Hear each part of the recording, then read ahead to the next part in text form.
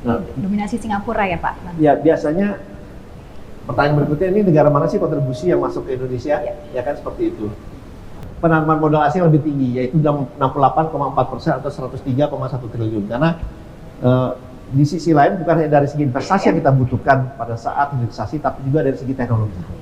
Tapi kalau kembali lagi saya sampaikan, kalau ini di-combine antara Hong Kong dan China, so actually this one is a 2.8 billion US dollar. Jadi actually is bigger than Singapura ya. Dan berbicara kontribusi juga, Pak Menteri mungkin bisa dijelaskan dan dijabarkan kepada kita semua terkait dengan sektor yang paling banyak atau paling besar memberikan kontribusi. Ya, sektornya kita bisa lihat di sini langsung. Memang dari sektor pertama industri logam dasar, barang logam, bukan mesin dan peralatan. Kedua adalah dari pertambangan kurang lebih 11,4% atau 55,9 triliun. Kemudian dari transportasi, gudang dan telekomunikasi ini 10,7%. Kemudian atau 52,6 triliun, diikuti jasa lainnya. Di jasa lainnya ini ada perhotelan, ada pariwisata, ini juga masuk di dalam sini. Dan ini kurang lebih mencapai 9% atau 44,3 triliun.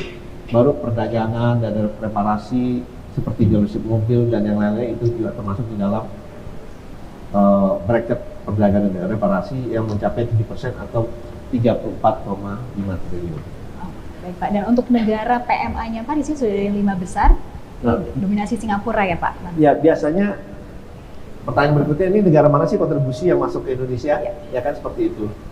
Nah, memang boleh kalau kita lihat memang negara ini tidak berubah banyak ya, itu cukup concern. Kita lihat Singapura masih menjadi kontributor secara pencatatan investasi masuk melalui Singapura.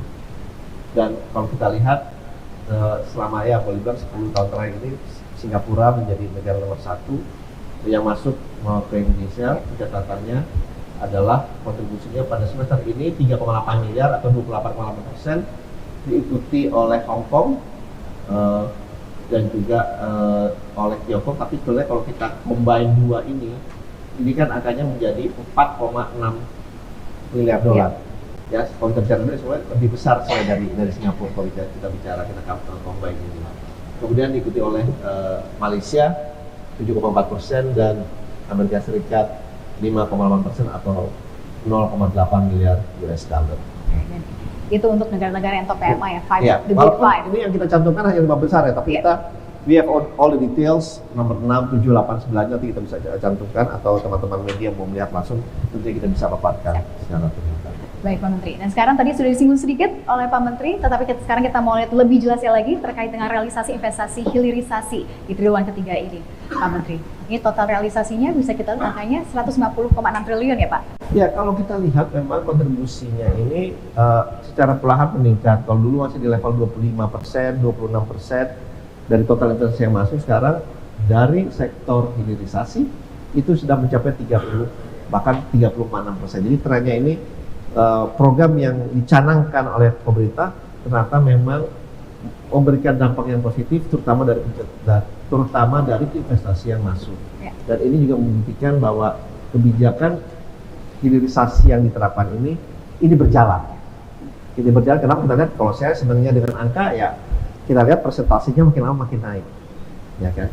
Nah, tetap memang masih didominasi oleh mineral, atau dalam hal ini adalah nikel ya karena obviously kita juga memang penghasil reserve kita terbesar di dunia untuk nikel itu kurang lebih 42%, jadi memang very significant reserve kita, dan bagaimana kita mempergunakan reserve kita ini secara berkelanjutan.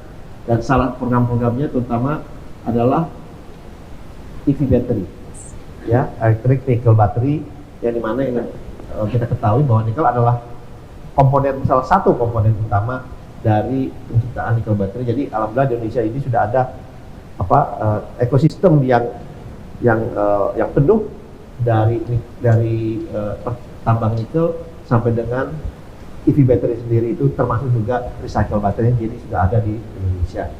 Ya, kemudian ini tembaga di perkebunan, kita kerja bersama kelapa sawit. Program hilirisasi sudah berjalan, tapi tentunya kita ingin mendorong terus ke step-step selanjutnya karena dengan melakukan hilirisasi sampai tuntas itu juga akan memberikan multiplier effect yang banyak dari nilai value added, dari nilai daya saing. Nah, oleh sebab itu dari perkebunan, kehutanan yang potensinya ini sebenarnya sangat-sangat luar biasa. Nanti dan kita terus berkolaborasi dan baik dengan kementerian lain, baik dengan badan usaha lain, dengan private sector dalam rangka pengembangan program hilirisasi yang harapannya juga nanti dari terutama perkebunan dan kehutanan, perikanan dan kelautan ini juga bisa meningkat dan memberikan kontribusi yang besar terhadap pertumbuhan dan investasi yang masuk ke Indonesia. Mengingat potensi, terutama sampai di sini perikanan kelautan juga sangat besar ya Pak untuk nanti didorong ke depannya. Kenapa? Untuk perikanan dan kelautan, potensi sangat besar juga untuk perikanan dan kelautan ini sangat besar nih nanti potensinya kita terus garap dan sudah ada program-program kita juga yang terutama yang dalam negeri. Koordinasi kita dengan Kementerian KKP juga sangat baik dan sudah ada chartnya yang sudah dicanangkan dan kita lihat ini bisa mulai berjalan juga di awal tahun depan di tahun 2026. Baik, dan sekarang kita lihat lagi Pak untuk penanaman modalnya ini sudah ada sektor dan juga porsi masing-masing PMD dan PMA, mungkin bisa dielaborasi lagi Pak. Tadi ada sektor komoditas, sekarang silakan untuk penanaman modal dasar. Nah, memang kalau di hilirisasi ini, untuk investasi hilirisasi ini memang terbalik dengan yang sebelumnya. Penanaman modal asing lebih tinggi, yaitu 68,4% atau 103,1 triliun. Karena di sisi lain bukan hanya dari segi investasi yang kita butuhkan pada saat hilirisasi, tapi juga dari segi teknologi. Nah, jadi karena teknologi ini mereka di tahap awal ini membawa teknologi dan di dalam perjalanannya juga mulai terjadi transfer of teknologi, buat kita itu juga yang paling penting. Karena dengan ini pertumbuhan atau investasi yang masuk ke Indonesia adalah investasi yang berkualitas yang seperti saya sampaikan. Nah, oleh sebab itu angkanya memang penanaman modal asingnya itu 68,4% atau 103,1 triliun berbanding PMDN-nya 31,6% atau 47,5 triliun. Dan ini juga karena PMA ini terutama di bidang hilirisasi ini tadi sudah saya sampaikan lebih banyak di luar Jawa, terutama di daerah Sulawesi dan Maluku Utara, sehingga bentuk dari Jawa luar Jawanya bisa lihat bahwa luar Jawa ini untuk hilirisasi mencapai 76,5% atau 115,2 triliun. Sedangkan Jawanya ini 35,4 triliun atau 23,5%. Ini adalah breakdown dari 5 lokasinya. Kita lihat seperti yang saya sampaikan untuk hilirisasinya nomor 1 di Sulawesi Tengah, Jawa Barat, ketiga Maluku Utara, Nusa Tenggara Barat, dan Jawa Timur. Jadi dari 5 top 5 destinasi investasi untuk hilirisasi, 3 ada di luar Jawa. Yes. Sulawesi Tengah dan juga Maluku Utara, NTB itu ya Pak ya? Iya, itu Nusa Tenggara Barat. Jadi itu bisa sehingga terrefleksi di dalam penanaman dalam luar negeri dan juga penanaman modal asingnya, pembagian secara persentasenya. Oke. Dan untuk penanaman modal asingnya itu sendiri Pak, ini sudah ada top 5 countries-nya atau top 5 negara. Ini sama juga dengan yang sebelumnya Pak untuk investasinya. Ya, sebetulnya kalau lihat hampir sama ya. Kembali lagi nomor 1 Singapura, kemudian diikuti oleh Hong Kong, China, Malaysia, dan Amerika Serikat. Angkanya bisa dilihat memang.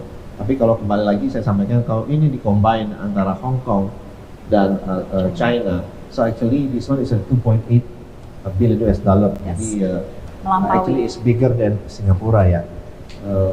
Tapi ya inilah yang terus kita pantau, kita verifikasi memang investasi terutama yang berhubungan dengan hilirisasi, terutama di bidang nikel dan program-program lainnya memang teknologi yang mereka memang sangat-sangat baik.